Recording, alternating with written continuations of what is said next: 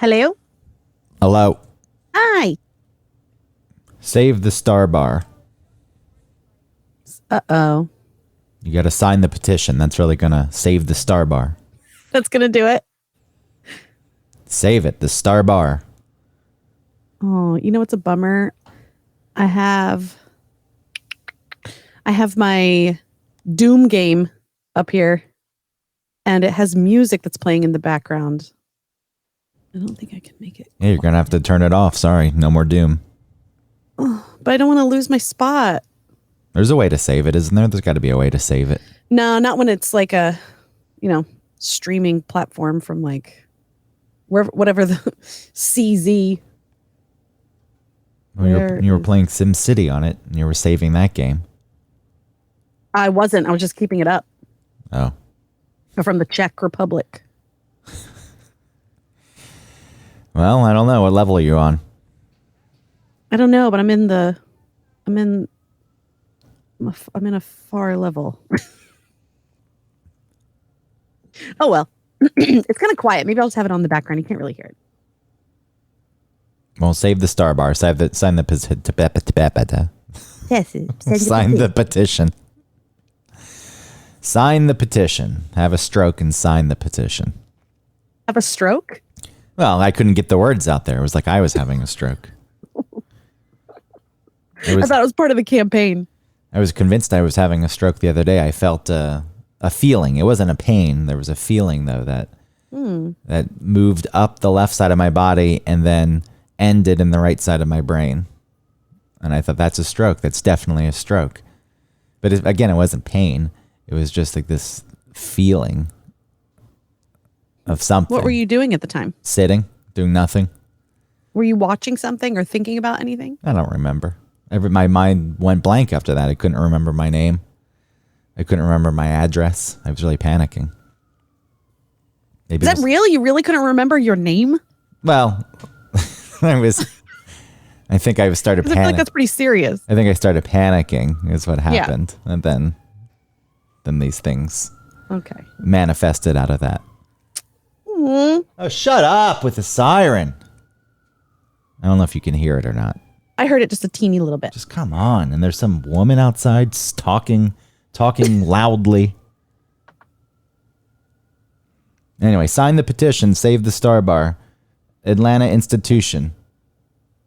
The Star Bar shut down in 2019, but was reopened under new management in 2020. But now they want to knock down the building and create a new mixed-use development. Ew, of course they fucking do. Right. God damn it, Atlanta. Right in the middle of Little 5 Points. Little 5 Points is known for its mixed-use charm. Well, why can't they just listen? I don't mind progress. Like, I understand. But it just feels like Atlanta just tears everything down. And I think we talked about this before. Like, is it because,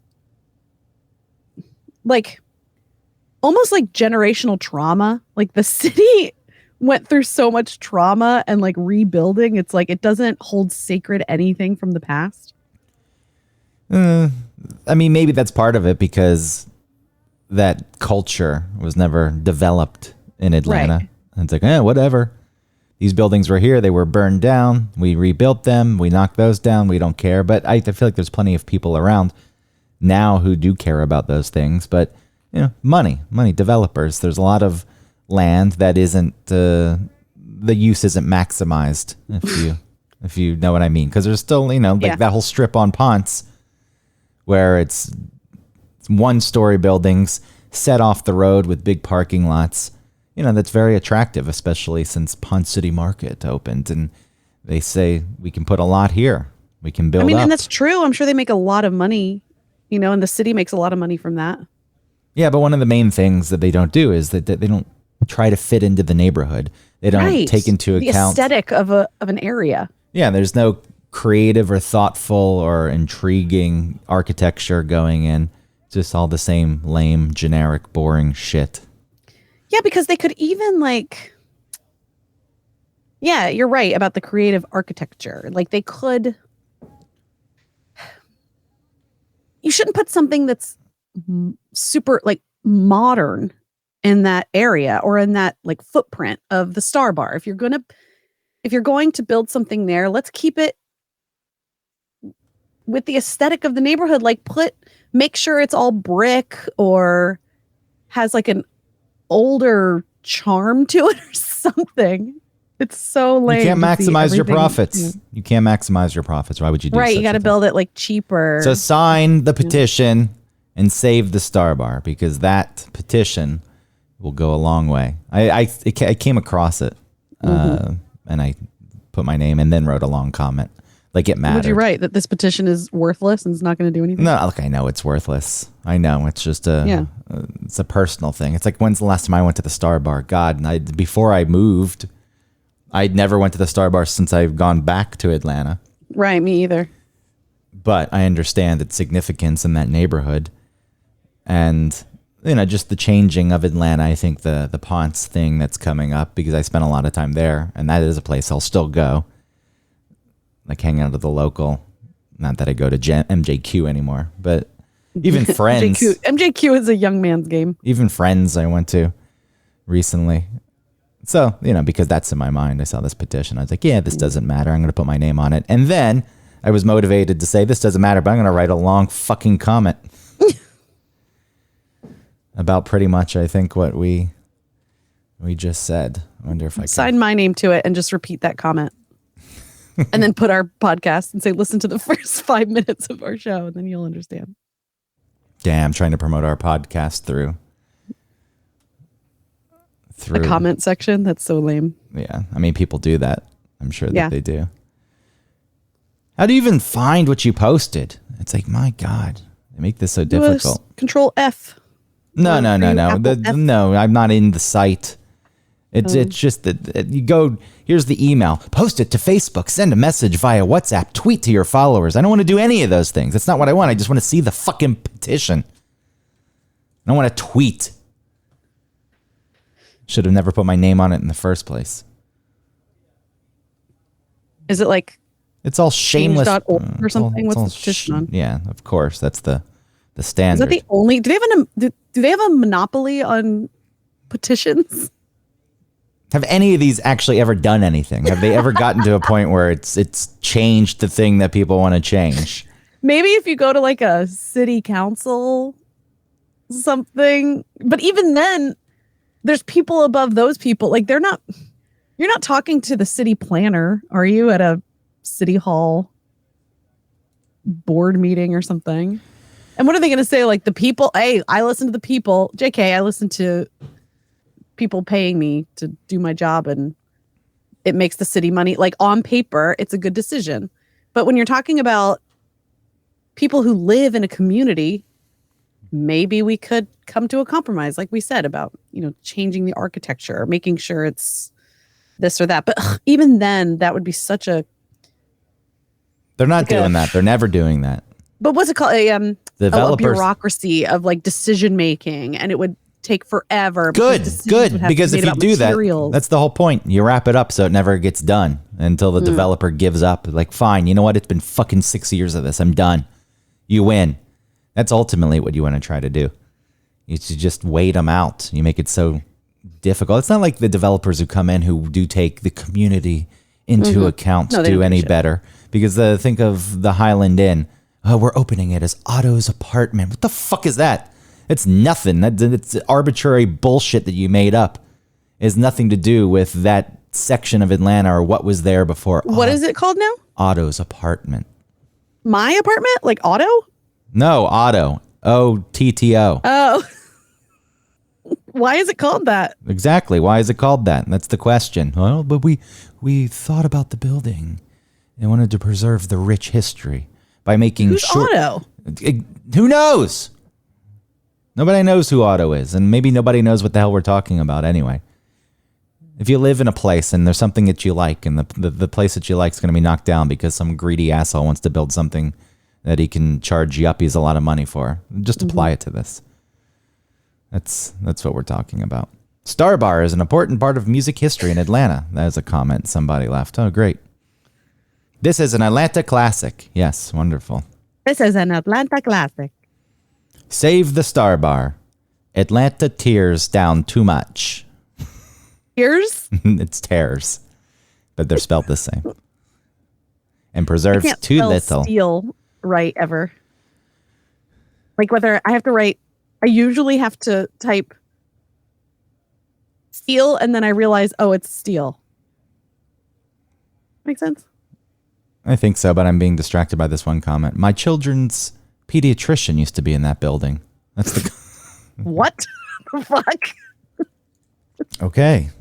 Yeah, okay. We should save it because your child went there to see. Oh, I have an important comment. I'm going to put this in. Hey, my children's pediatrician used to be in the building. My Okay, comment's Mom. buried now. I don't even remember the day I put it up. It's Oh, no. buried. Doesn't matter. Everything we said would be there, right? It's like we just said it all. I used my real name. Good. People are like, why the fuck this guy writing? He doesn't even live here. Roos. You mean the guy from New York that's like the city housing somebody? Yeah, fuck that guy. Ruined my life. Mm-hmm. No longer the only Greg Roos. Not even that. It's like, it's not even that I'm not the only Greg Russ in New York now. It's like this guy has negativity attached to him. Scandal. Mine, of course, is the longest. People, I found it finally. Make it a historical building. They can't touch it. I loved having the chance to film bands at the club and hanging out in the green room. Oh, thanks, Matt. What a wonderful comment. Yeah, what like a name droppy, like a humble brag. Mine's very long. I love hanging out in the green room where people weren't really allowed. I have this thing in me where I'll write these essays sometimes. Like it fucking matters. Can't believe I spent so much money on this. I mean, Money? Time is money. See, I had a stroke. I told you. I had a fucking stroke. You okay? But time is money, so that still made sense. There was a lot of time, though, I spent writing this. Considering All right, you ready? considering I no longer live in Atlanta, it'll be easy for someone to dismiss my care on this issue with some predictable and hack comment along the lines of, what does it matter to you? There's no direct impact to your life, or it's the speed of business. And with This is what you wrote? Yeah. Okay. Or it's the speed of business, and with you not being around, you just can't keep up. Nothing personal. So be it. Nothing was going to change your wormy little brain anyway. What my... My God, you're insulting the reader? No, I'm the person who would come in and start to dismiss my comment. Okay. What do you mean? Okay, no, that's not I'm vague. listening. It's not vague like that. Again, considering I no longer live in Atlanta, it'll be easy for someone to dismiss my care on this issue with some predictable and hack comment along the lines of, what does it matter to you? There's no direct impact to your life, or it's the speed of business, and with you not being around, you just can't keep up. Nothing personal. And then, those are in quotes, me mocking a person who would say such a thing, and then I say, so be it. Nothing was going to change your wormy little brain anyway. So I'm just dismissing those people from the start, so then it can continue to make my point. Right? Got it. What my distance does give me is a jarring perspective on all the change in Atlanta. Of course, things aren't going to stay the same forever, and there's change that is good. But a lot of what's happening in the city is soulless. When I come back after being away for a few months, it hits hard like a punch to the head. The shift in energy is palpable. Vibrancy, creativity, and inspiration have given way to the mundane and characterless. A lot of this has to do with developers having zero interest in the communities they're building in. I mean, why would they? It hurts the profit margins. When money is the only thing that matters, it's no surprise the buildings that go up are just as empty as the people who design them. Ooh. Yeah, pretty good, right? Yep. There's a whole other paragraph. Maybe if there were a desire to understand those who live in the neighborhoods, some of the pushback would calm. And I'm not talking about the lame lip service some developers give, spouting their love of the city as they create establishments only accessible to the upper middle yuppie I want to live in the city but don't want it to be scary, so get rid of anything that isn't like me crowd. Patting themselves on the back because they didn't knock down a building in the process. An adult slide or a ball pit doesn't make up for the destruction you wreaked. You like that one? Yeah. Direct shot at... Slide. Yeah, direct shot at Pond City Market. Uh-huh. Which I think is awful. What an awful development. Bringing in the kind of people who don't understand the city. people wouldn't be there because it's cool and it's status. But anyway, that's not the rest of the comment. The rest of the comment is this.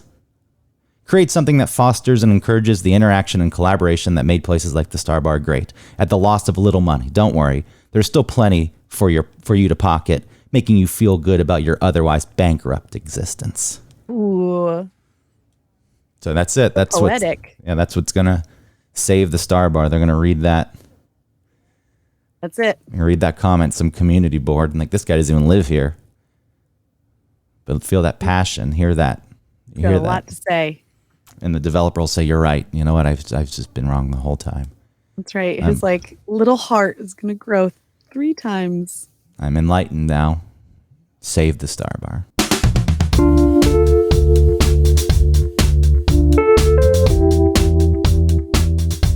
Welcome to One Topic, where we stick to one topic. My name is Autumn Fisher. My name is Greg Russ. I figured out what the people outside are doing. I mentioned in the pre-show that there's someone outside. They're talking very loudly. Another voice starts to chime in. I peer out the window at about a 60-degree angle. I have to look out the windows here. I'm not looking. I'm getting to the side and looking to the right. And the building next to us has a roof that juts out. So the building's 4 stories tall, but it's longer in the back, and it's only 2 stories tall. So you can go out, let's say, on the 3rd floor, and then there's a roof. There's a dude getting his hair cut with the smock on, and the woman's got a little table set up with the barbershop blue water shit that the scissors and the combs are in. Really? Yeah. Man, that's like official. She's got the Barbasol. Yeah, doing just a normal haircut on the roof of a building in Brooklyn. And I think the guy came for it, because one of the things that I made out in the conversation was, on my way over here. So it's like, I don't know where he booked this, but apparently this is a new business that this woman's starting up. I'm ready for winter. I can't wait for winter. Get rid of these people. It's freezing. Go inside. No, I disagree. I think it's charming. No, it's not charming. Did you hear that cackle? She just cackled. Just trying to get a tip. That's all she's trying to do. It's a fake laugh. Oh, man. Maybe they're friends. Maybe they've been friends for a long time. Well, I was going to say something about the age difference, but then I realized I have a lot of old friends. True. Because she's completely gray haired, and he looks like he's in his 20s. Okay. Give me a tip. Sweet. Give me a tip. It's sweet in theory. I understand why you think it's sweet, but when you're trying to sit and enjoy your Sunday because you need to decompress because you're always wound up and you're always stressed and you want to relax, you want to record a podcast and you don't want to be interrupted or distracted, then it's not sweet. It's like it's like if I went outside and did this podcast just as loud as I could. It's super loud. Yeah, sitting on a roof. Anyway. Good, yeah. Hopefully it'll be over soon. He didn't have long hair. Yeah, their haircut will end at some point. Well, or she booked her full day. Yeah, she's just outside all day haircutting. It's funny because no one ever uses that space that's out there. I didn't even know it really existed. Like, I could kind of see it, but I didn't notice there were tables and stuff set out there until the other day. I was looking online just to see what apartments were going for in the neighborhood, and there was an apartment for rent in that building, and they were showing pictures of it, and they showed that whole outdoor space on the roof. And at some point, people had tables and a grill, which you're not allowed to have on a roof, but they had the grill, and it butts up right against my building and is on the same level as the bedrooms. Right now, I'm a level above it, but it's right next to the bedroom. And I thought, my God, that's been there the whole time. Thank God nobody's used it, because that could be really fucking annoying. And then today, wouldn't you know it? You cursed it. Yeah. You wished it into existence.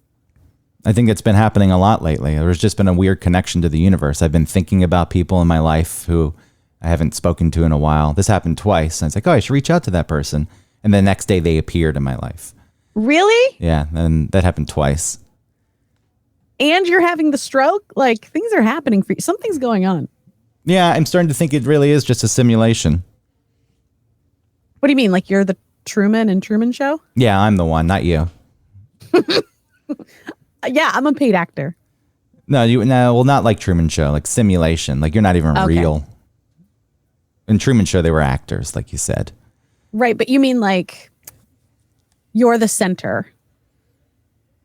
Yeah. Well, like the simulation, I'm the only one who non-playable characters, I think is what I'm talking about. That's Right, what you I'm are. a non-playable character. Yeah, you're just there. You just exist to interact with me. Yeah, I feel like that's a pretty. I feel like somebody who is a narcissist would say that or think that way. I'm not saying that you're a narcissist. Yeah, 'cause I that don't term's think you are. it's watered down. That term doesn't mean anything anymore. When you apply it to I know, me, I hate that. you apply it to But me. I mean, it's like a done. true narcissist. Well, I think there could be a simulation where there's more than one playable character. Yeah, Maybe it's still a simulation, and somehow I agree with you. Like all those people we've talked about, like the people that get married and then they just live their real super boring lives and they seem happy, and it's confounding to us to think like this is your life, the same thing every single day, so fucking boring. That's your life. They're non-playable characters. So what? You were a non-playable character and then became a playable character? Yeah, and that's why I was dying inside. Well, whatever the simulation is, it's starting to break down, I think. The glitch in the matrix. Deja vu. That's real. Cons. Such an Aquarius thing to say. Cons. They're just cons. I'm confusing my Keanu Reeves movies, I know, but it's done on purpose. Yeah, what were you saying? Well, I say it was a glitch in the matrix. Yeah, I know, but cons? Yeah, from Speed, when they hit the carriage, the baby carriage, and they think they hit a baby. And then he says, Does he say it was cons? yeah, he's like, cons. It was just cons. Now you're going to make me look that up before we get into our topic. It was cons. I forgot about so many things in Speed. We actually do have a topic this week, so we have to get to it. And I wasted so much time talking about the Star Bar at the beginning of the show. All right, let's do it. No, but hold on. I have to find cans now. Cons. Cons. Sandra Bullock, man, What? she was so naturally gorgeous. Yeah, and what are you saying? What happened? She's not anymore? Well, she got some stuff done, you know, so she's like a little bit overdone. I haven't seen her in quite a while.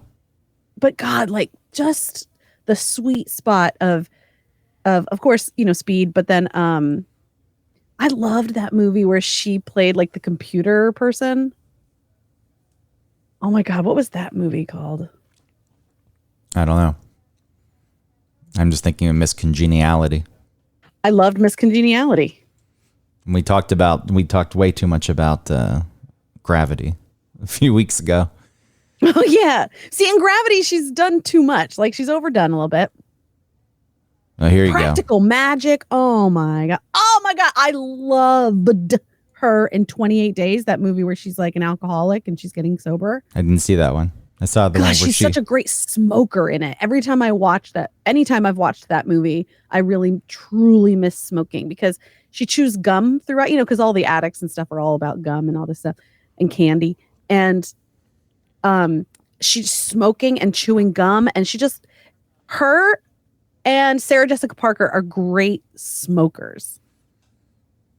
But it's so Love outdated. Potion number 9. You remember that one? It's so outdated now. Now you have people smoking in a TV show, and the reaction is, ugh, who would do that? Ew. It's a shame. Smoking was cool.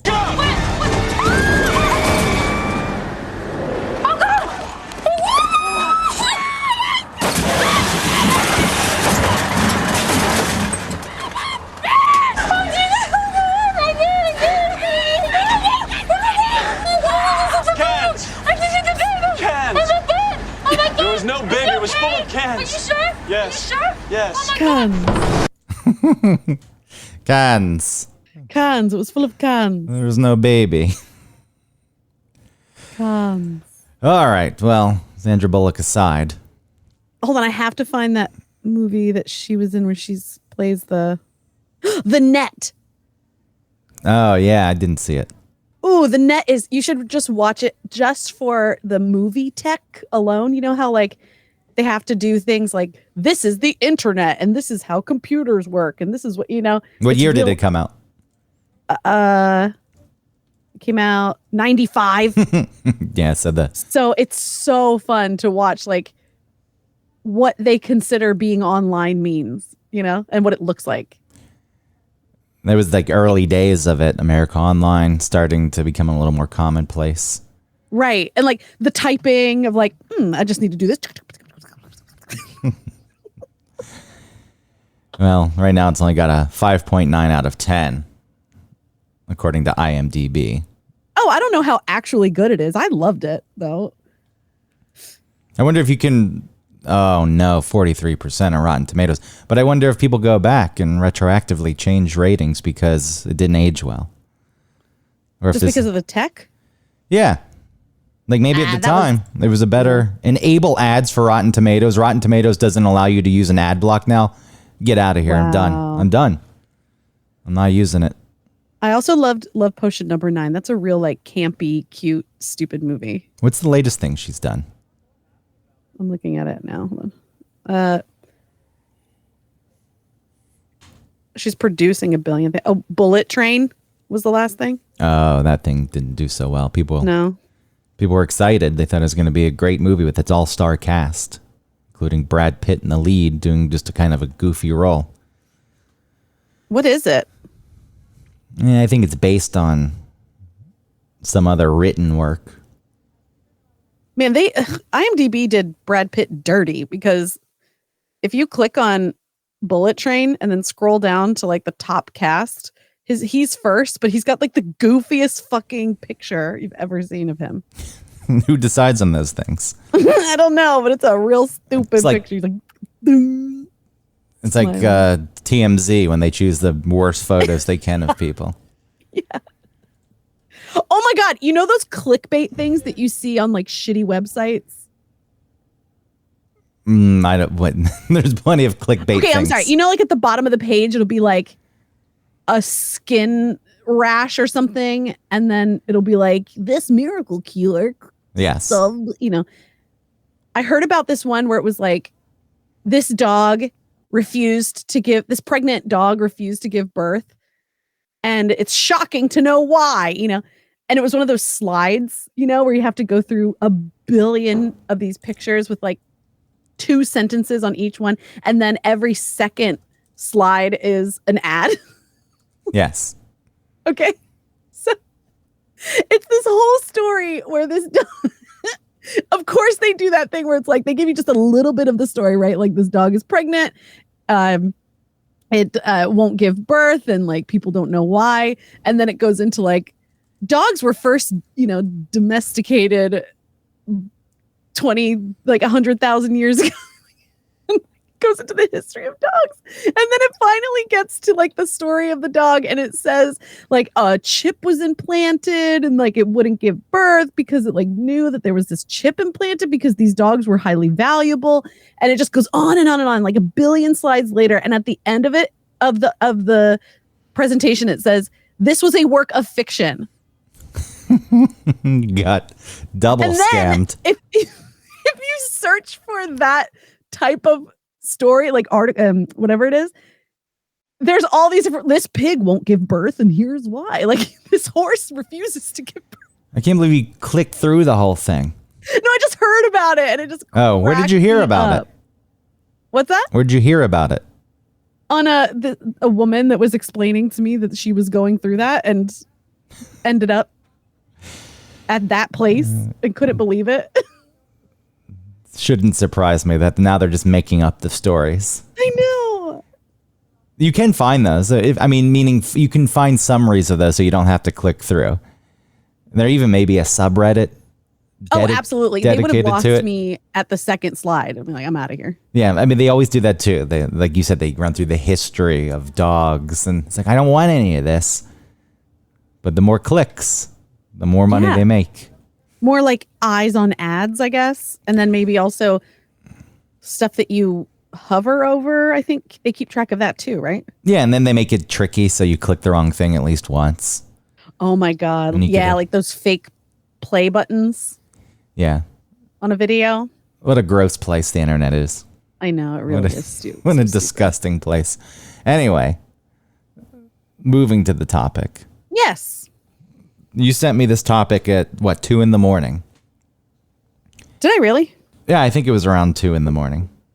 Maybe it was 1:30. Maybe it was 1. It was late. Yeah. Let's see. You said, where is it? Oh, it was 1:57 a.m. Let's talk about jealousy. And I was like half falling asleep at that point, and I saw the text, and I said, nah, whatever, I'll respond in the morning. Yeah. And then I thought, though, because you sent it at 2 a.m, wanting to talk about jealousy, I'm like, what are you dealing with? What do you got going on in your life? Like you met someone at the yacht club, and then suddenly you're their property. Oh my God. Like, where are you? Who are you talking to? I don't like the fact you do a podcast. Where are you? No, it was not that at all. I think I'm just up late because I've been working at the yacht club. So, like, I'm up later. Did you work yesterday? I did. How much did you make? I made, I think, like 150 something. Fuck. I was going to say if it's under 200, I don't think it's worth it. Oh, it's absolutely worth it. Because then on Friday, I made like 120 something. Yeah, I know, but it's a lot of work. 8 hours, right? Nah, 6. 6 hours. Mm-hmm. Do you also get the $2 and something cents pay? Yeah, I think it's like $3.75 or something. Hey, that's fine. Like that. I mean, do you actually get any of that, or is that thing where it's like it's all taxes? It's probably taxes, but I don't know. I don't really care. Whatever I'm making is more money than I would have been making. So, all right, so it's like $20, $25 an hour. yeah, it's cool. How much do you think the bartender's making? I don't know. 50? No. My tables are racking up bills way faster than a bartender would. It's not crowded like that then. It's not, because it's it's not like a restaurant, it's a restaurant in a club. You have to split the tips? No, but I tip out bussers, the 2 bussers and a food runner and the bar. Oh boy. So they take your money. That's no big deal. It's fine. How much would you have made? So you made, let's say, 150. Last night I would have made 350, and you had to tip these chumps out. No, not that much. I would have made, I think last night was 190 something. All right. What's the percentage of tip out for these people? 15% split in half if there are 2 bussers. 10% for the bar and like 3% for the food runner. All right. So I guess bartending isn't the thing. I would think that there was people, they had a long day of golf or yachting or polo or croquet, and then they come in and they're hanging around the bar with their sweaters tied around their necks. So the bar inside the restaurant is not that type of bar.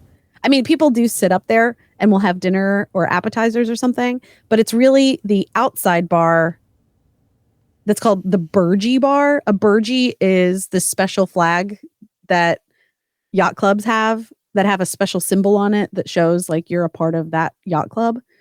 And so there's a bar called the Burgee Bar that's outside by the pool. And that one is like the partier place. So people will hang out outside there and have drinks and like sit outside, and it's nice. So I think that they're making the money outside more than the bartender's making. Until it gets cold. Then the bartender inside will make all the money. Yeah, possibly. All right. But anyway, so yeah, I was just thinking about it because I just wanted to see what you thought about jealousy also, because when I think about me. Gin blossoms. That's what I think of. Hey, jealousy. Hey, jealousy. I don't think of myself as jealous. And I feel like to be jealous, there's probably like a weird spectrum of jealousy, because true jealousy versus you're just insecure about either yourself or the relationship, no matter what type of relationship it is. What were you watching? 90 Day Fiance? No, I wasn't watching. It was 2 a.m. I don't know. It was just like, it popped in my head. This pops up on 90 Day Fiance quite a lot. Yeah. I think the way that people react, there's a lot of jealousy tied into it. But all right, when you look like Kimbali next to a beautiful like African queen, bald-headed, like cool ass looking chick, it could make you feel pretty insecure. Yeah, and she probably has every right to be insecure because that guy Yeah. is totally cheating on her. But there's no way that he's not. Well, there's no way that he's actually in these relationships, right? Soulja Boy. Yeah, and like baby mama Lisa, is that her name? Yeah, I don't know what his game is ultimately. But okay, so this is just an arbitrary thing. It wasn't something you were watching. There's not No. a yachter who now has claimed you as his property. No. Everybody's super old. Yeah, I think that may be even worse. Meaning the older people are probably more jealous. I feel like as I've gotten older, the less jealous I've become. Not that I was ever super jealous to begin with, but when I was younger, and it was tied to an insecurity, thinking, why is this person even with me in the first place? Why wouldn't they hook up with someone else? You know, it being in college and going to Georgia State, but having my girlfriend go to a frat party at the Georgia Tech campus where there's actual frat houses. I'm like, what's going on there? And, you know, it's giving zero credit to the other person. Like when I was feeling jealous in those instances, and it was all made up in my head. It's like, what could happen? What's happening at that party? I know the way dudes are. These guys are going to try to do this. They're going to hit on her. And like she has zero say in it. Or if I did think that she was the kind of person who would go along with it, why would I be dating that person? You know, those things don't come into play that early on. And then it's a stupid point of pride with guys quite often too. It's like, and how dare a guy hit on my girl? That's showing me up, not showing me respect. And, you know, then people have to bow up and fight over it. And I guess it still happens quite often. Or maybe not quite often, but more often than it should, which would be zero. But, you know, guys in public, one guy glances at a woman, the woman's boyfriend, husband, sees that happening, has to start something. See, does all jealousy come from insecurity? Probably. I mean, if you, I know it's hard to say because you claim to have never been jealous. No, I have been jealous. All right. Well, what are some instances? Travis's friend from high school. She is super cool. I love her. I think she's interesting and beautiful and creative and artistic and really interesting. So better than you in all ways. And why wouldn't you prefer to be with her? I just think and she's from Wisconsin. Like I felt insecure around her because I thought she was cool. And then I think one time he might have called me her name on accident when we were talking about her. And I used that to like sink into my jealousy and like insecurity. How did you react? Like, how does that play out with you? I think it was like a turnover, kind of like shutting down for me. And did you make little jokes about it for the next year and a half? Remember that time you called me by her name? No. You'd slip it in. Because it really like bothered me. Like I wasn't over it. Because it was uncomfortable and I didn't work through it. Because I also knew it was an accident, right? Like my logic brain was like, dude, he just misspoke. We're talking about her. And you already have this in your brain. So that's subconscious. The subconscious speaks the truth. So no, it doesn't always speak the truth. So but the feeling was there. So the fact that it slipped out meant that it was living rent-free in his brain at the cost of you. I mean, maybe I was bringing it to his attention. And so he was thinking in that direction. Or maybe it truly was just an accident. It really doesn't matter about anything, his point of view. It was really my I know it doesn't matter his point of view. I'm just bringing that up because of the ways you can spin it in your own brain. That's why I was saying, the subconscious. But anyway, I've used that. I've leaned on that a lot in this show. Anyway, that's how I'm moving on from things. It feels lazy. Yeah, it feels lazy. What should you say instead? Any hoozle? Who knows? I'll have to figure that out later. I'll have to refine after this episode. Okay. So this is the But only yes, time. I don't know. And I've never been see, it's hard to say that I've never been jealous because I haven't ever really been in a relationship where I wasn't trying to be cool and chill and no problems. Well, of course, I was going to say that's your whole act. I'm not jealous. Yeah. Like, I think everyone feels it at some point and to different levels and varying degrees. And, it ebbs and flows, I would assume, in life. Maybe some people are just constantly jealous, but I don't buy it that no one, like, our person has never felt it. Like, I've never been jealous, not even for a second in my life. Yeah. Even though you like to play it off that way quite often. I just don't think about things like that. I'm open and understanding. Well, I mean, I don't think it's that I'm open and understanding. I think that I feel like things are pretty reasonable. Like there are going to be times when someone's attracted to somebody else. And there are going to be times where that happens. And I don't feel super insecure about myself. Except sometimes I do. Like if we're at the pool and Travis's girlfriend is there and she's very fit.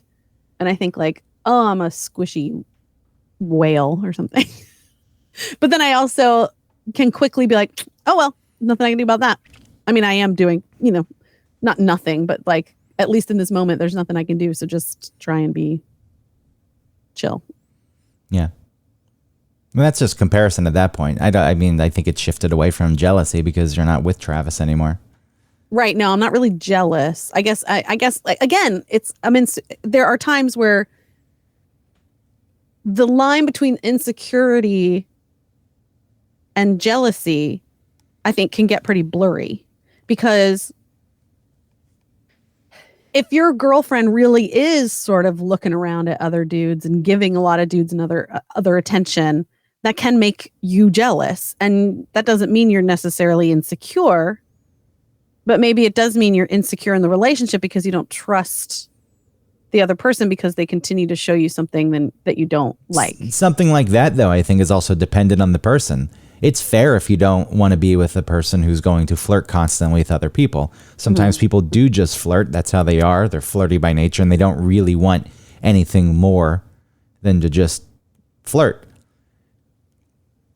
As me, I was going to say as a guy. Well, let me make the as a guy blanket statement first. I feel as though quite often there's this idea that's pushed on women that it doesn't matter if you're just flirting, guys are going to take it in a different way. Then they're going to come at you and they're going to try to make a move on you. And even if I trust you to say no, I don't want you to be in that situation. And a lot of that also comes into that stupid territorial stuff comes into play a little bit. As much as I pretend that I'm not an animal, I'm a robot. Some of that does come in. I think some of that's built in by nature too. It's like, oh, there's a guy making a play on my girl. Uh-huh. Now, do I ever really act on such a thing? Am I really even encountering such a thing? No, I'm not. And I haven't ever made a move, like gotten in a guy's face. Because I feel as though I've trusted anyone I'm with enough. But yeah, you surely don't want someone that you're dating to have to deal with an aggressive guy. So that's part of it. Me personally. Well, yeah, like a protective something.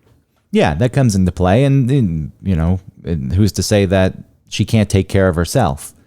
But, some dudes do get a bit pushy and aggressive, handsy, whatever it is. It doesn't mean that a person shouldn't be able to flirt or do what they want. They can surely handle it. I'm sure that they've dealt with it quite a bit if they're a person who is flirty in public. Which then makes you... why is that person so flirty? Well, that makes you... That was going to say. The next thing is, why are they trying to get the attention from everyone? I don't know. There's probably many motivations, or maybe just a few motivations, and we could boil them down and explore them. But from a jealous standpoint, the other side of that is me personally.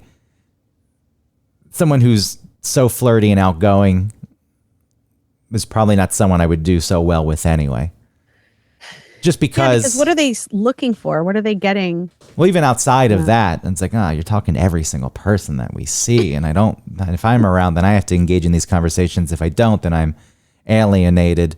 And maybe I seem like the person who's standoffish, and that comes off nasty. So, I don't necessarily want to date someone who's going to be talking to every person that they see.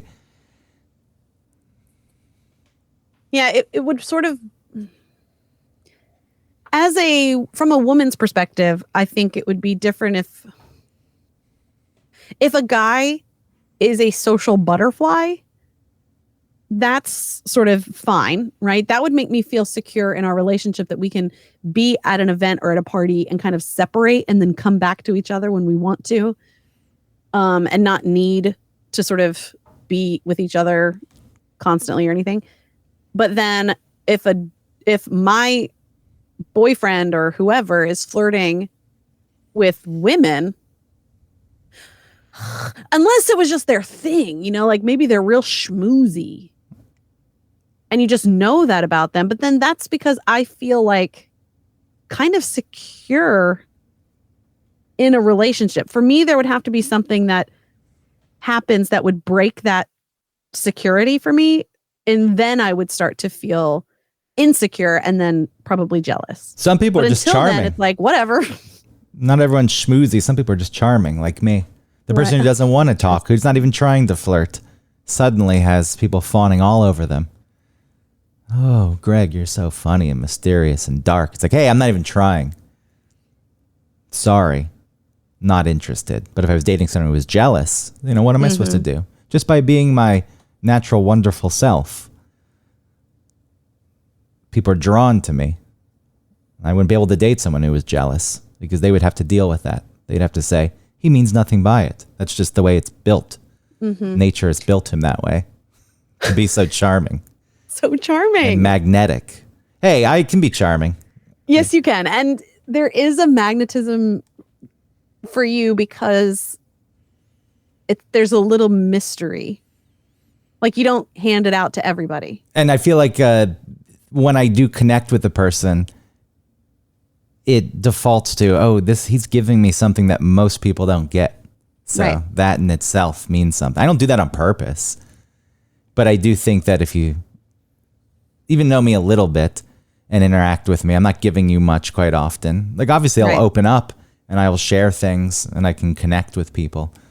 But I don't tend to do it too much. And for the most part, I'm probably complaining about every other person. And you've probably heard that at some point. So then if suddenly you're getting something outside of that from me, it's probably appealing. It's like, oh, he trusts me in some way. He sees something in me. I've learned to not just give it all away all at once. And that's only been learned through like online dating apps. Yes. Because I realize, like, if I'm too available, it seems like guys will sort of back away. You know what I mean? Like, if I give them too much, then they don't seem as interested. And then at the end of the day, even if they are interested, I'm not even really that interested. Well, a lot of these games that come about are annoying at the least. Why would a guy be less interested if someone he was interested in was available? I know there's the fear. Because interested in isn't even like, we've never met. It's just a picture. It's just a profile. So it's like, if there's no, it's like if you give the cat the mouse, he doesn't give a shit. But if the mouse runs, then the cat is interested. It's a very real thing. It is. Yeah. There needs to be something left to learn also when you finally do meet up. And for the first several weeks, months of dating, if it's all on the table, then maybe it isn't as interesting for some people. But also, if you're a person who's open, I don't think that should be a negative thing. But anyway, it's not. See, I just did it again. But anyway, that's not what we're talking about. Ultimately, we're talking about the jealousy. Yeah. I do think it's either born out of insecurity. some of it's born out of machismo with dudes, ownership, which I guess could all still be routed back to insecurity. That's what I mean. It's like, I need to prove myself. This guy is acting more of a man than I am, so therefore I need to step it up and prove that I'm more of a man, because God forbid if he is more of a man than I am, whatever the fuck more of a man means, then I won't be able to live with myself and my girl will leave me. And again, that's such a black and white sort of masculine way of thinking, because women, even if the other person is more of a man, women will stay with the one that they love more than like, oh, this person's more of a man. Do you know what I mean? Women are with ugly fat dudes because they love them, not because, if they were more handsome, then maybe that would help. But a lot of women, they're a lot better at falling in love with the person, maybe at first, than a man is. That's a real blanket statement. I mean, I just mean typically. This whole thing is making blanket statements about things. I've dated people who are a bit jealous. And if I think about the couple who were the most jealous, they were also probably the most anxious. Mm-hmm.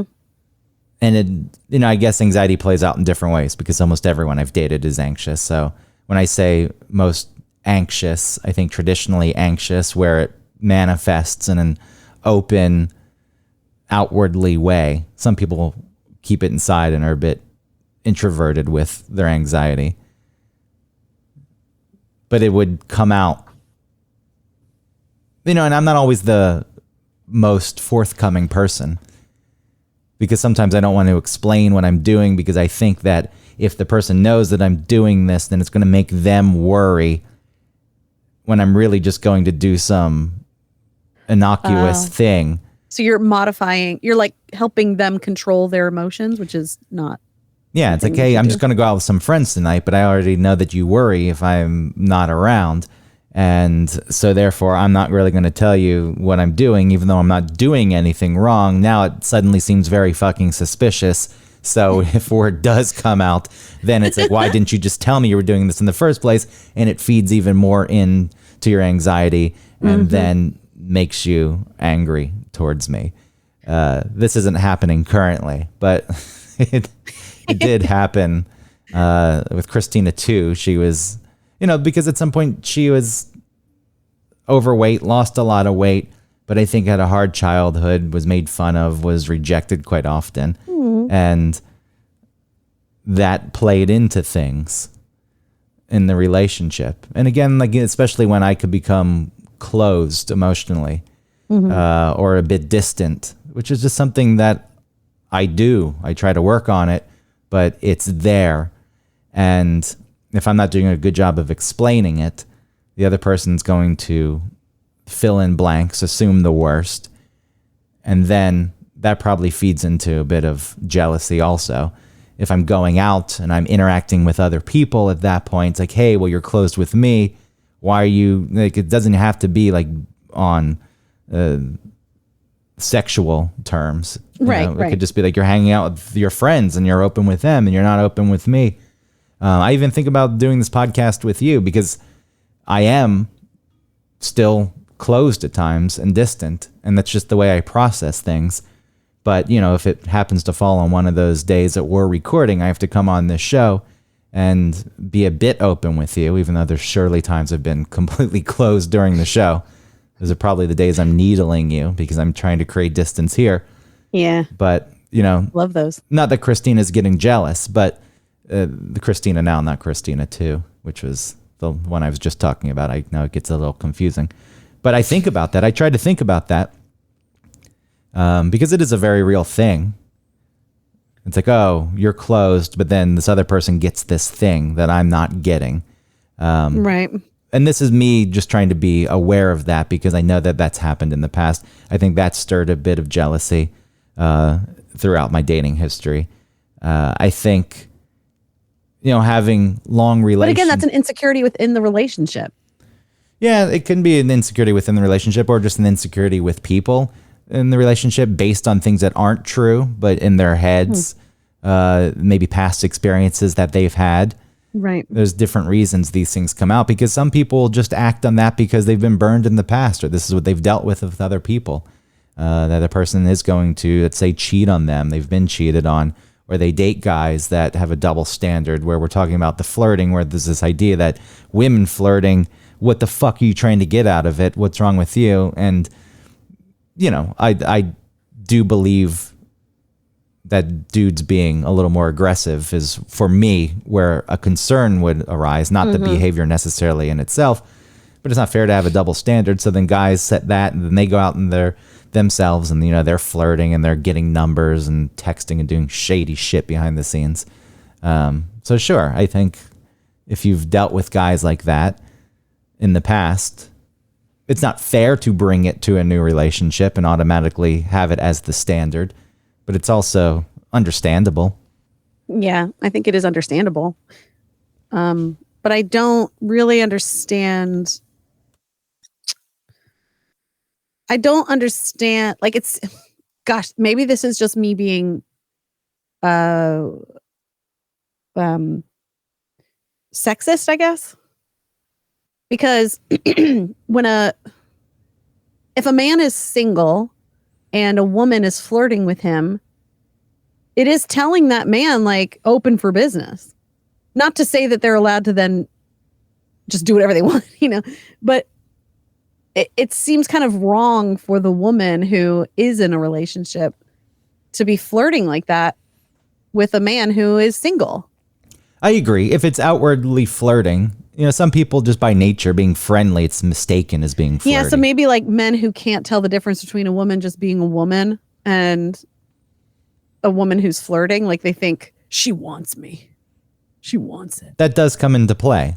And like some woman just being friendly and talking, I'm sure quite often gets them into a spot where the guy's like, oh, hey, like, no, I was just talking to you. And that's, right. You know, that's not fair to, I think that's why so many women don't want to strike up conversations with dudes that they don't know, because it's going to more often than not probably end up in that spot where it's a bit awkward.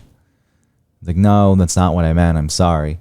Sometimes women just existing seems like an open sign for men. Like, I have boobs that are a little bigger, and sometimes they exist in, you know, in view, the tops of them, right? Like in a shirt or something. Yes. I'm not showing them off. They're just existing in the world. And sometimes men think that that means like that I'm trying, like I'm signaling to someone that like I'm trying, like I'm in rut. I'm in heat. Come and get it. Like, no, I'm just, or, you know, should or wear that, turtlenecks. What's that? Should wear turtlenecks constantly. Right. You have to dress like a Quaker. This is where all that shit comes from. I think just going to a bar, if you go to a bar alone as a woman, I think guys take that as an invitation. It's like, oh, she's looking for something. Well, even on the radio show, I said that I went to the bar alone and I was annoyed that these drunk, you know, out all day sunburnt golfers were talking shit to me. And they treated it like it was my fault. I was going there alone. What did you expect? You're like, bitch, I expect to be able to exist in the world as a woman. That's a bullshit response to that. It's like, sure, that is the expected result, but that shouldn't be the reason that you don't get to go to a bar alone.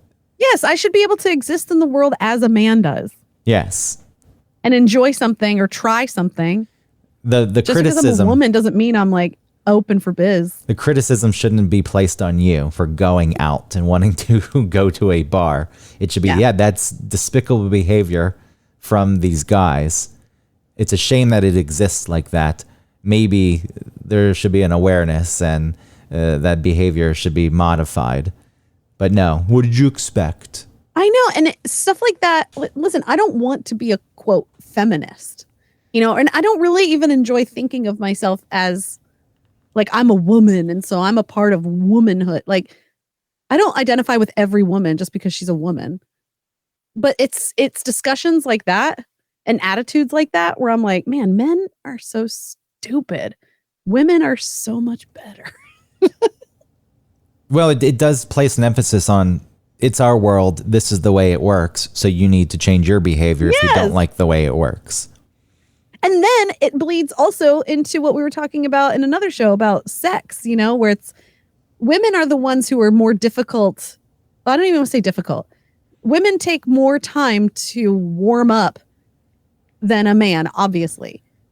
However, in sexual relationships, men are the ones who sort of set the stage for how sex is going to go.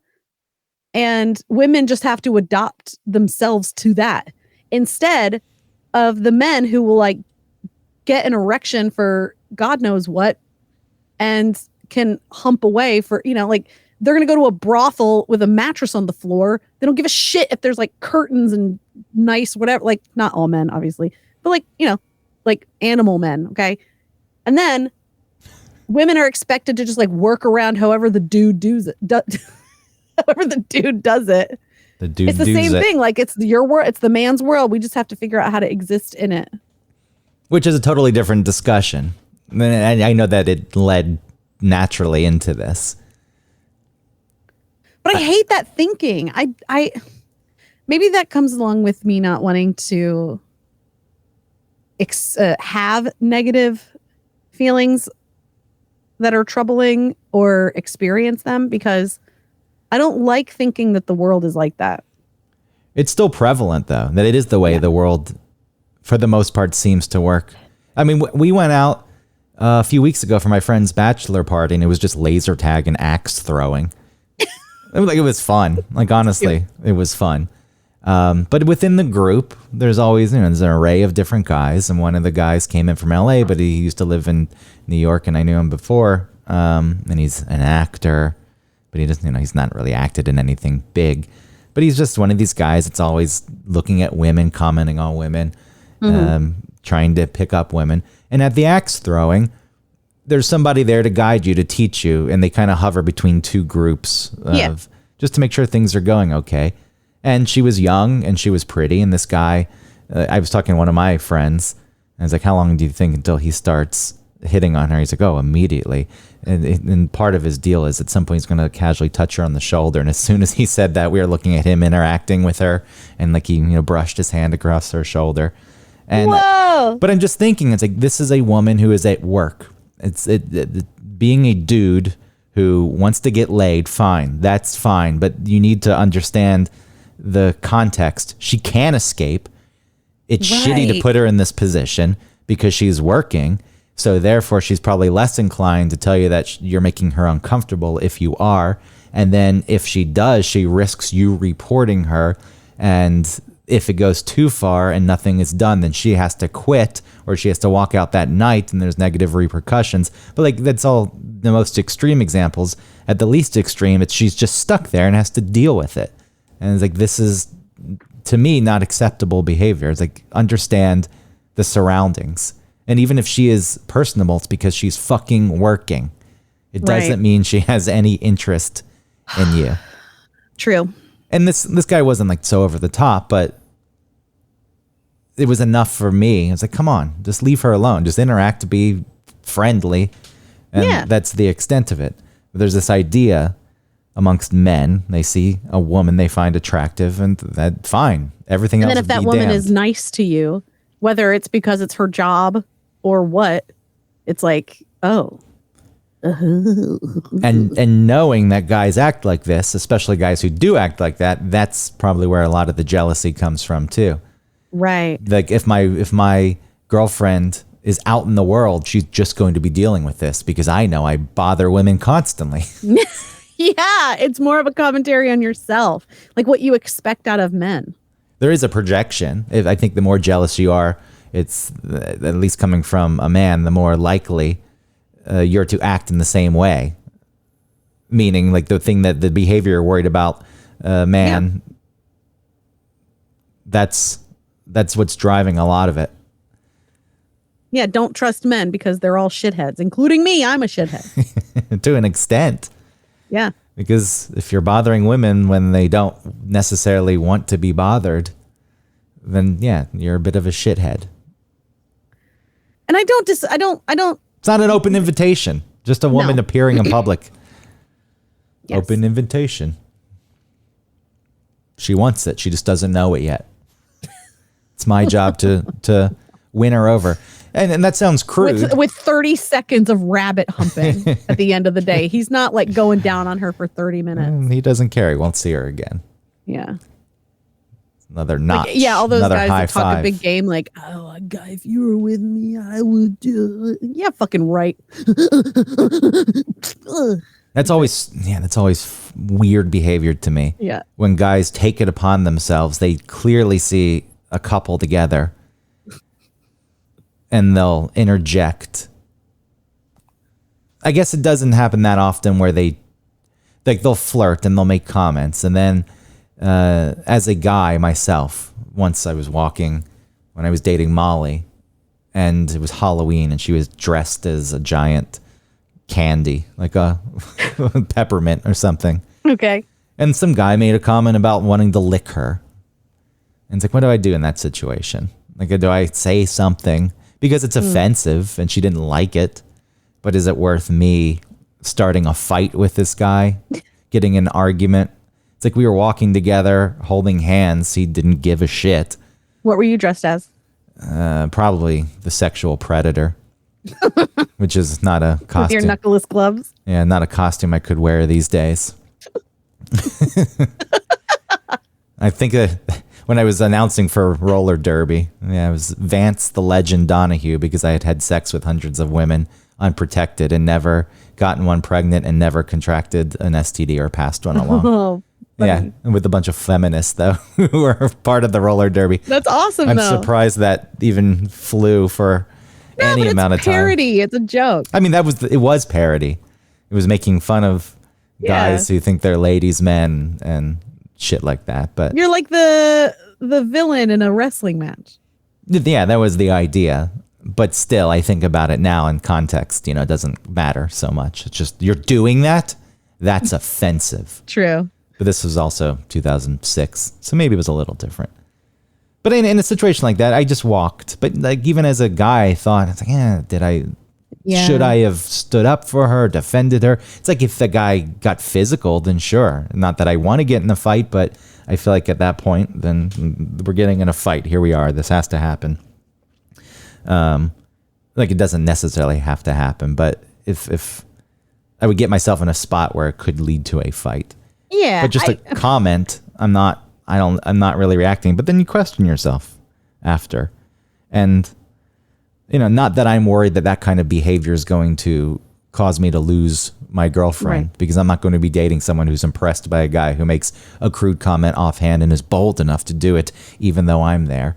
But I do think that there are guys who feel less than to the point after like that would something cut like that. them to the quick. Yeah, so then That type of insult. So it leads to you as another man. So it leads to a type of jealous reaction. Ooh, like on maybe I was thinking about it because I was thinking of Jersey Shore.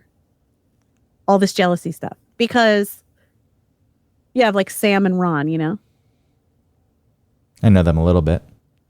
Well, just all of the stupid fights that they would get into because they were just instantly jealous. Like if she saw Ron dancing with another girl, then she would pout and then she found her cop friend and like was talking to him and immediately gave him her number. Just to get back. Yeah, just to get back. And then Ronnie left the club and JWoww followed him home. And then like Sammy walks home by herself. She walks in and, JWoww and Ron were talking and whatever, went home or whatever. And she was like, "Do you guys hook up?" She like instantly thought that, yeah, Ronnie hooked up with JWoww just now. Well, I think that's a thing that women deal with is if they see someone they're dating, a guy they're dating with another woman, and that woman makes a move on him or at least flirts with him, that the guy has no control. It's like, oh, well, he's not going to be able to resist because he's a dude. And so fuck this bitch for even getting into that spot, putting him into that place. That's a thing. That's a real thing. I think that Sam and Ron are so upsetting because you end up defending Ronnie in situations, or then you end up defending Sammy, and you really don't want to defend either of them because they're both idiots. But it's like, well, okay, so at first he was wrong, but then she was wrong, and then One of my favorite moves, though, and by that I mean not favorite, it's just it happens, is if someone is feeling jealous, doing something in retaliation yeah. to make the other person feel jealous. Oh my God, so many fights with them ended up with him saying like, I'm going out tonight, I'm gonna get so many girls' numbers. Hey, He's like, I feel bad for the bitch who gets you next. he strikes where it hurts. He knows Yeah. how to I'm gonna bring 20 girls home tonight. I mean, overall, I don't know. I don't know if people have the wherewithal to figure this out. Like, you have to be pretty self-reflective and want to understand these behaviors. And I know that sometimes they can be pretty overpowering and not just give in to them, or at least address and talk about Yeah. the reasons surrounding them. I think that's the important part, is that you have to acknowledge that you feel it, bring it up with the person, talk about it, talk it out with them, but you also need the other person to not minimize, like, oh, you're crazy. Oh, it's nothing. Blah, blah. Which happens Because quite then- often. Go ahead. I said, which happens quite often. The person brings it up. It's like, that's not what's going on. There's a defensiveness that comes into play for whatever reason, because that is what's Yeah. going on. And maybe you like hitting on nonstop girls nonstop. See, I can't get my word order correct. That's stroke, I'm telling you. I know that's true. It's You- all the universe magnetrons flowing through your head. That's what it is. The stroke connected me. They gave me a direct channel to the universe, and now it's just Oh my too God, much. like powder. You're like powder. It's too much for me to handle. But in a situation like that, when it's being addressed, the guy probably does know, yes, I do flirt a lot. And I like the fact that I could get a girl's number if I wanted. I have to keep that part up. I'm not really going to cheat. It's not going to go to that, but I just need to know that I could. And like, that's, you know, I guess you could have a conversation if the other person's okay with that, knowing that you just want to do that, but nothing's going to happen. But then again, that takes a lot of self-awareness from the guy. Yes. I also wouldn't want to have that be the dynamic in my relationship, Right. which is also fair if you don't want the person doing that. But the moment it's addressed, it's like, hey, you're doing this. No, you're just insane. It's because the person doesn't want to stop doing that. And at that point, you have to decide, all right, well, if this is behavior that I don't like and you don't want to change it, then this can't work. But most people Right. don't want to make that decision. And so they just stay in the relationship, and it continues. Maybe that feels like love. I mean, it's an emotion. It's a feeling. Mm-hmm. It's making you feel something intense. It's A usually, relationship is so powerful. We fight hard and we love harder. which is bullshit. I don't think that fighting is a sign of a good relationship. Arguments, disagreements, yes, those things happen. Getting annoyed, even maybe every once in a while getting to the point where, you know, it escalates a bit and you raise your voice. Fine. I don't think that that's even necessary quite often, but sometimes you can get caught off guard or pushed a little too much. But if it's happening all the time, it's not a substitute for love. It's not an indicator of this is just very passionate and this is what Right. I comes out just of it. care so much. That to me is not a good relationship. No. Because working through the shit shouldn't have to escalate. The escalation and the shouting and the screaming is usually just it all coming out at once. There's a bunch of shit that's been boiling under the surface and now it's exploding. And if it's happening all the time, it's like, wow, you're carrying around a lot of bad feelings for each other. Why are you still doing this? But people, I don't know if there's a fear that you're not going to find someone else. There's a pride. It's probably many things. Yeah. What you grew up seeing as love. Mistaking intense feelings for love, though, is wrong. It is. Yeah, it is. I mean, I was gonna be I was going to say something like fucking stupid, but I backed off from that. Just decided to It's say wrong. it's wrong. It's incorrect is what I meant. I agree. I know that love at first can be a very strong emotion, and feeling that can be fun. And I feel like in a good relationship, not to say that there aren't still strong feelings, but things dull a bit. They like not completely get dull. It's not what I'm saying. But I'm saying when things... Yeah, of course, your brain acclimates to... Yeah, when things settle, I feel people need to replace that initial feeling with other feelings that are just as strong, which is why sometimes there are these couples who will just fucking fight constantly because it's a roller coaster ride. And then like when you make up, there's such relief, and it probably does trigger some of those initial feelings of love. I put that in quotes because it's not love at that point. It's just, infatuation. And that maybe that discredits it. I don't mean to discredit it, but it's not the same thing. But some people need it. You keep it going, keep the drama going. I was just thinking. And you're still just thinking. It seems sad. What's sad? Seems sad that that's where you might end up, that you end up just sort of creating little fires just so you can put them out together. Yeah. If it's managed in a certain way, like even if you're aware of things and you address the things and you both say, hey, this is what we need, you can at least control it a bit, I guess, so it's not running wild and you're not obliterating each other and stabbing so it hurts. But you can make the agreement, like, let's just start shit every now and then because we both need it. Yeah. But then you can't start shit because are we playing the game where we start shit? True. I guess it doesn't hit the same way.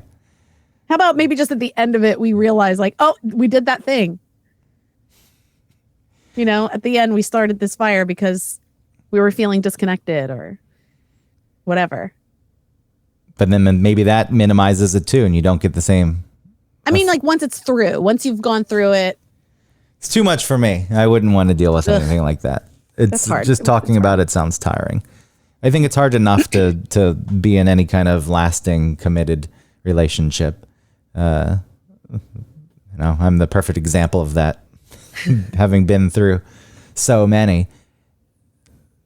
Because I just wasn't great at it. Well, I just wasn't. Well, you're great at it because you're great at finding people who don't address the things but aren't confrontational. Yay! Perfect. So you both just exist without saying anything to each other. So that easy peasy. That allows it to last for a long time.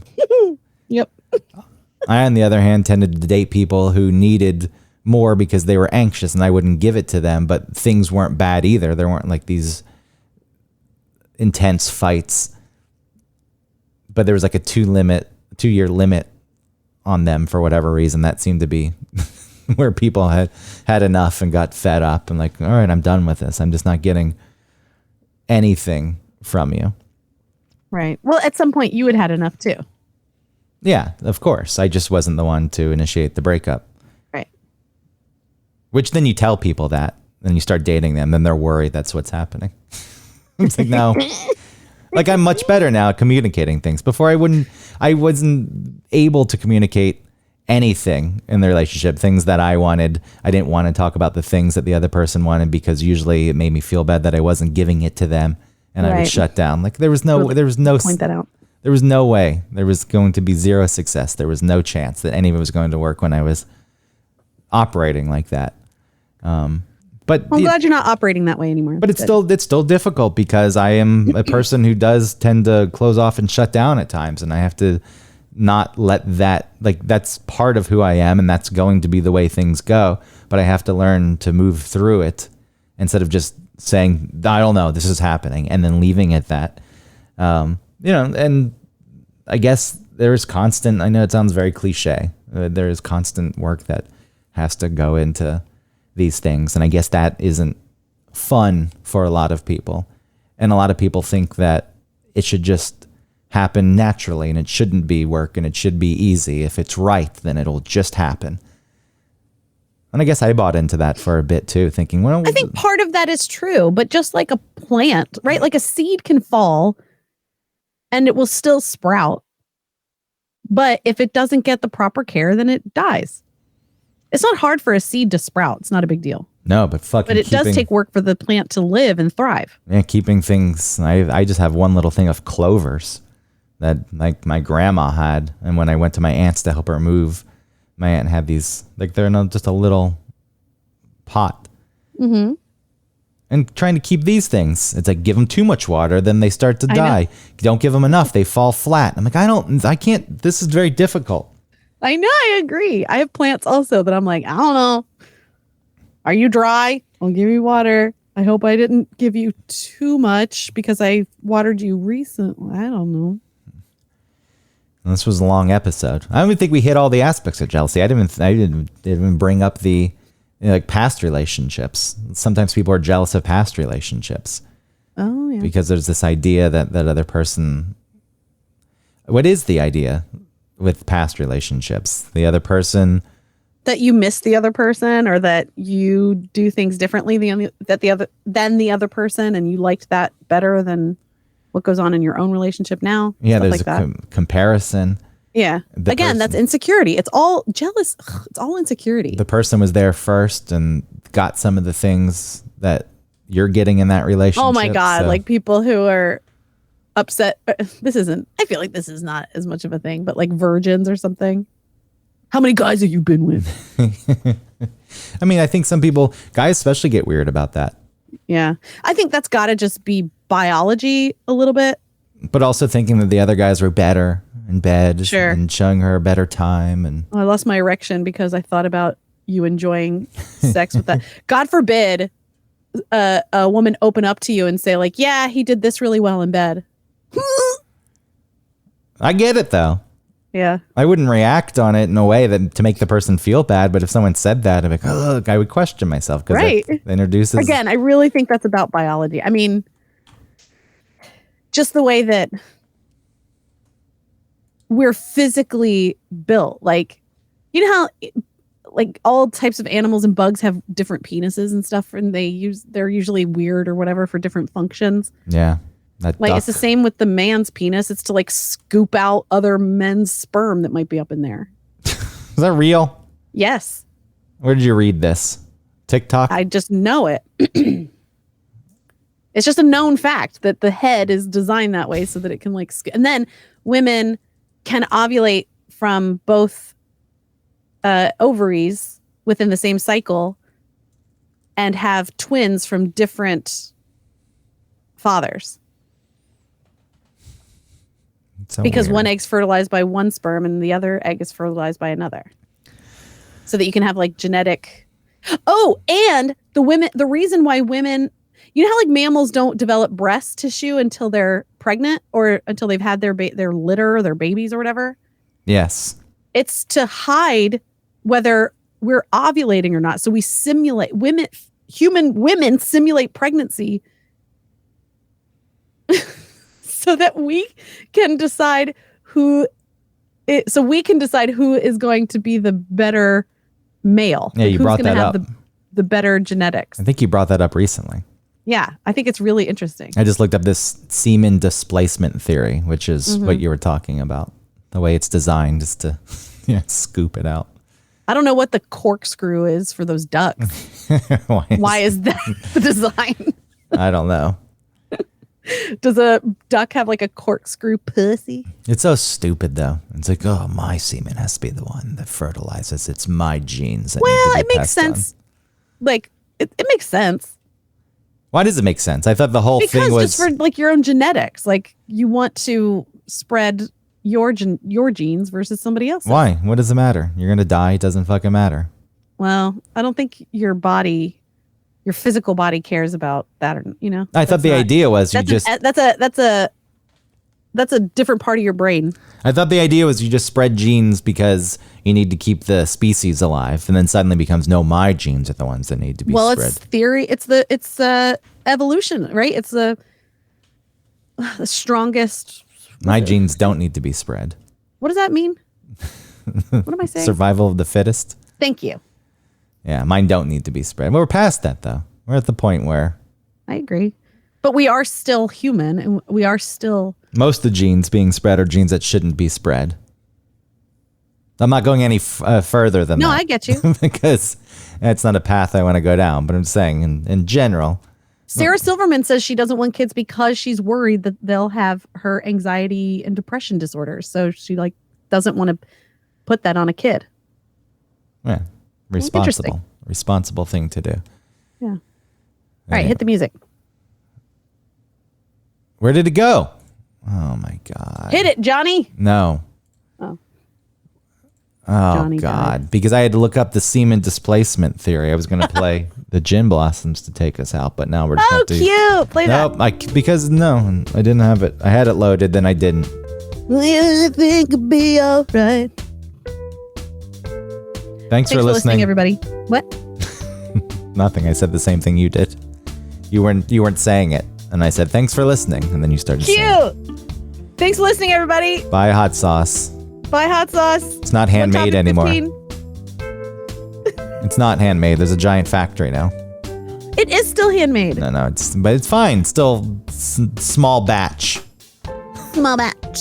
Small batch. Small All right, batch. thanks, everybody. Like and subscribe, rate and review. Tell your friends. One topic 15. Hoffandpepper.com. Love you. Bye.